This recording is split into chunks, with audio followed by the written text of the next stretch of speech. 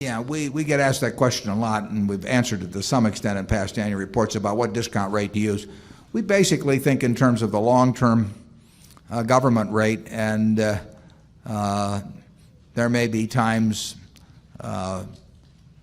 when in a very, because we don't think we're any good at predicting interest rates, but probably in times of what would seem like very low rates, we might use a little higher rate. But we don't put the risk factor in per se, because essentially the purity of the idea is that you're discounting future cash, and it doesn't make any difference whether cash comes from a risky business or a safe business, so-called safe business. So the value of the cash delivered by a water company, which is going to be around for 100 years, is not different than the value of the cash derived from some high-tech company, if any, that you might be looking at.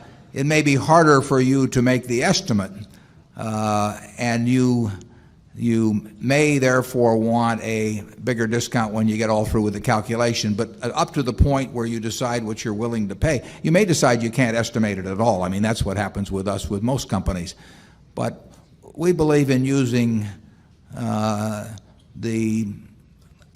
government bond type interest rate. We believe in trying to stick with businesses where we think we can see the future reasonably well. You never see it perfectly, obviously, but where we think we have a reasonable handle on it.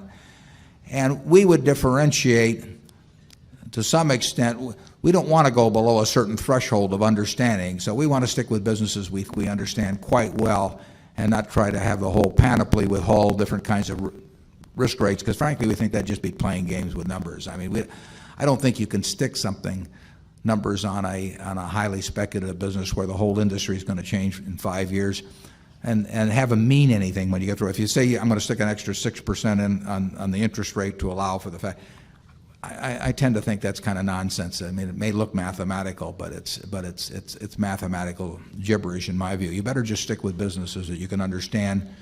Use the government bond rate, and when you can buy them something you understand well at a significant discount, then you should start getting excited. Charlie?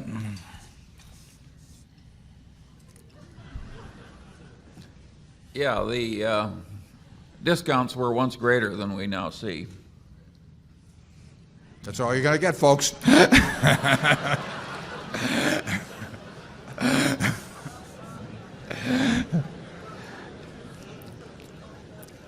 Zone 1.